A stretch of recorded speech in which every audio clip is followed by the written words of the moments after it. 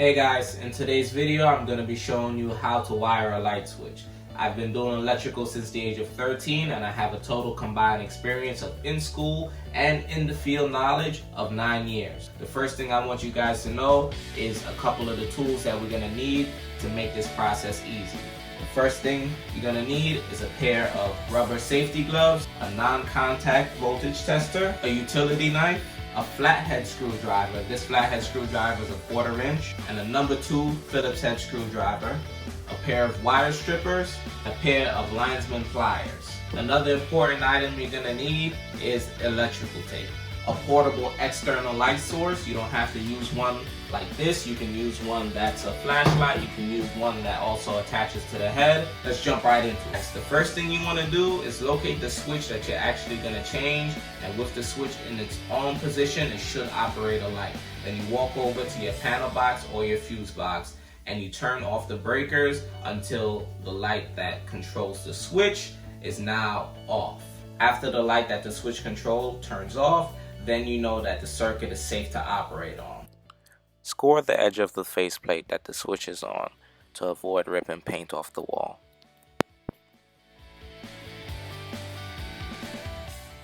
Using your flathead screwdriver, remove the two 632 screws from the top and bottom of the faceplate and set it aside.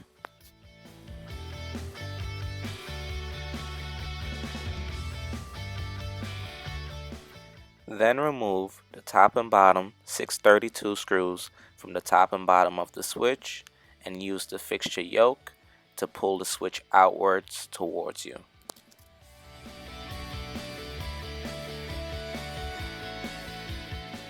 Using your non-contact voltage tester, double check that there is no power inside of the switch box. Please note that some voltage testers come with 2 modes, one for low voltage and one for high voltage. The green light usually represents high voltage. Remove the electrical tape from around the switch, if any. Using your Phillips head screwdriver, loosen the 2 screws on the switch. You may have to unbend the wires from around the screw using a flathead screwdriver or wire strippers. Be sure not to overbend the wires. Grab your new switch and note the top and bottom, which is usually written on the yoke of the switch. Be sure that the wires wrap around the screw in a clockwise position and tighten the screw. You may need to use a pair of pliers or a pair of wire strippers to assist you with bending the wires.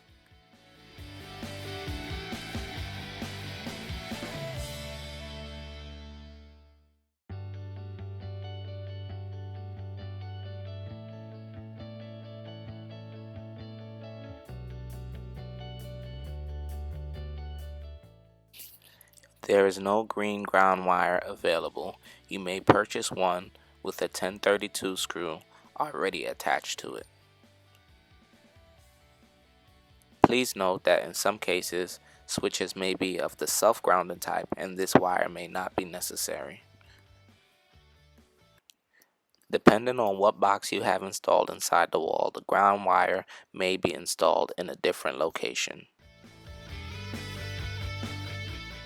Using your wire strippers, bend the end of the wire in a half circle to wrap around the switch and tighten as you did the others. Using those wire strippers to close the circle before tightening the screw.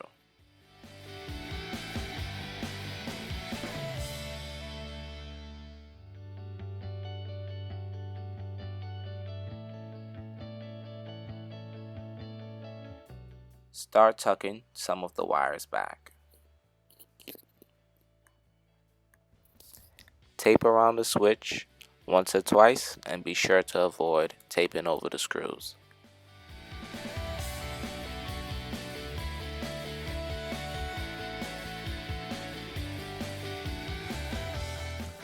Screw the top and bottom 632 screws in until the switch is straight and the ears are flush with the wall.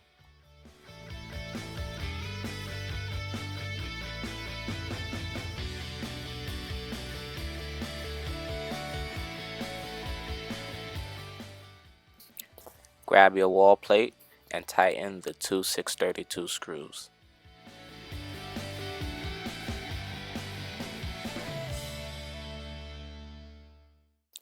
Please note that after you tighten the screws should be in the up and down position for best aesthetic results.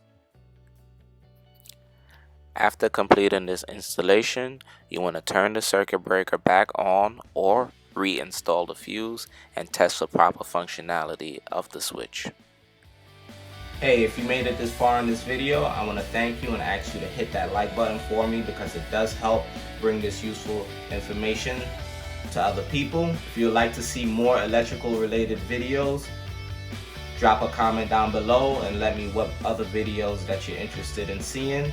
Last but not least, do me a favor and hit that subscribe button so you can be notified anytime I post a new video. Now I'm going to give you some quick tips and tricks to help you further with this installation. I just want to note that if you're unsure if your building or home has an adequate ground, the proper thing to do is install a GFCI ground fault circuit interrupter breaker. Installing this breaker will help comply with NEC codes. Drop a comment down below if you think I should make another video on that subject. The next tip is, after taping up the switch, there should be no exposed copper. The only wire that's allowed to be exposed is the green wire, which can be bare, which means no insulation, and it'll still comply with NEC code. Another piece of information that may be important is when I say NEC, I'm referring to the National Electrical Code. Also, you should note that you may need to purchase a corresponding cover plate to match the switch that you are planning on installing. So if you have a toggle switch and you're replacing it with another toggle switch, you can reuse the cover, but if you replace it with a Decora switch, you would need a different cover plate. One of the most important things you need to know is before using that non-contact voltage tester, you should test it on a regular general receptacle inside your home to ensure the proper functionality of the tool. Last but not least, if you haven't already, don't forget to like this video, subscribe to my channel, turn that notification bell on so you get notified about future videos, and I'll catch you in the next one.